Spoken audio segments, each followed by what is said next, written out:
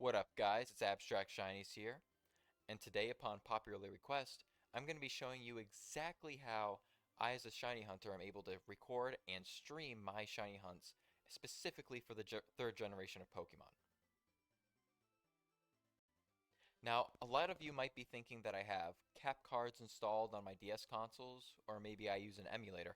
However, the fact is that I use GameCube specifically to hunt in the third generation of Pokemon. I find that it's the easiest for me to use, it was very cost efficient, and in the long run has proven to be very, very effective for multi-hunting in third generation of Pokemon. With all that being said, guys, let's get right into it. I'll show you the hardware that I'm working with, hardware that you yourselves can buy anywhere at your local game store, online on eBay, or anywhere else, and start hunting in the third generation of Pokemon. Alright guys, this is exactly what you're going to need in order to start streaming your hunts, okay? Let's get right into it. Right, the very first thing you are going to need is GameCubes, or a GameCube, it does not matter. However many games you want to hunt on, that's how many GameCubes you're going to need, okay? Simple as that. Let's move on.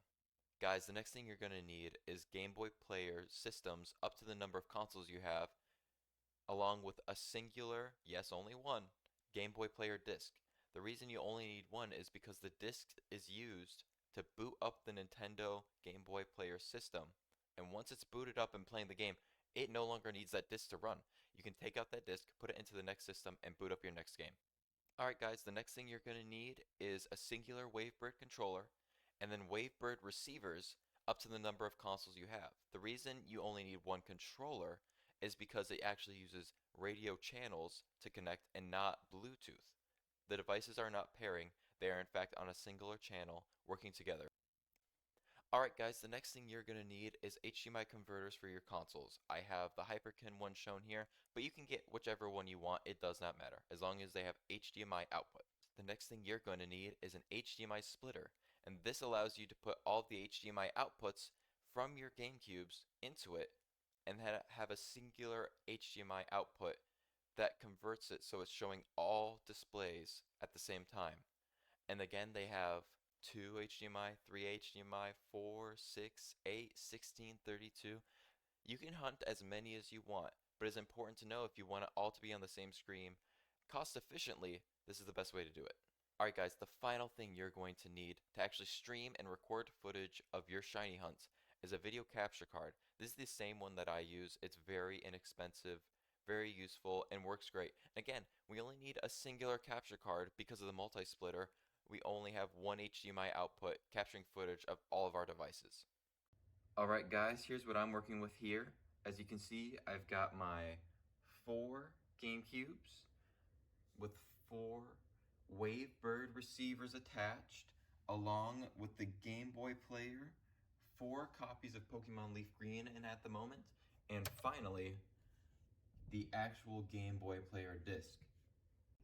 One HDMI capture card, and finally I've got my 4-in-1 multi-viewer that allows me to stream my hunts. We've got the hardware out of the way, but how do I actually record the footage for my hunts? Well, that's where this program right here, OBS Studios, comes in handy. I'm actually using it to record footage for this video. As you can see here, you're going to want to add a video capture device. That's our cap card.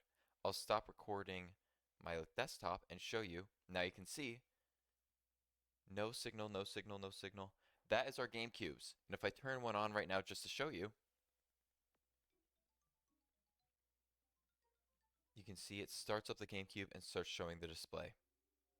An additional piece of software that I like to use for shiny hunting is PK Hex, which allows me to alter save data to add things like items, Pokeballs, and event-exclusive tickets that allow you to shiny hunt specific Pokemon that are no longer available to you regularly. The next device that I use that is very helpful when shiny hunting specifically for Gen 3, 2, and 1 games is the GBA operator by Epilogue. This allows you to connect to your laptop or computer or whatever you hunt on, upload your save data, and then export that save data to programs like PK Hex, or you can upload it on to different cartridges. It's up to you what you want to do with it. You can also use it to upload save data onto an emulator and actually multi-hunt that way. I know a lot of friends who personally use that method, and I don't see anything wrong with it. It's a very handy device, very useful, and I think any third generation hunter should have it. As you can see here, I've got my Pokemon save data, which is essentially every time I catch a shiny Pokemon, I upload that save onto here. So that way, if a file ever gets corrupted or anything like that, I have the save data right here and I can restore it. Guys, I want to thank you all for watching my video today. I know I threw a lot of information at you, so if you have any questions at all, leave them down in the comments below and I'll be sure to answer every single one of them. I'll also be linking all items that I've shown today in the description below so you can go buy them yourselves and start hunting in the third generation of Pokemon.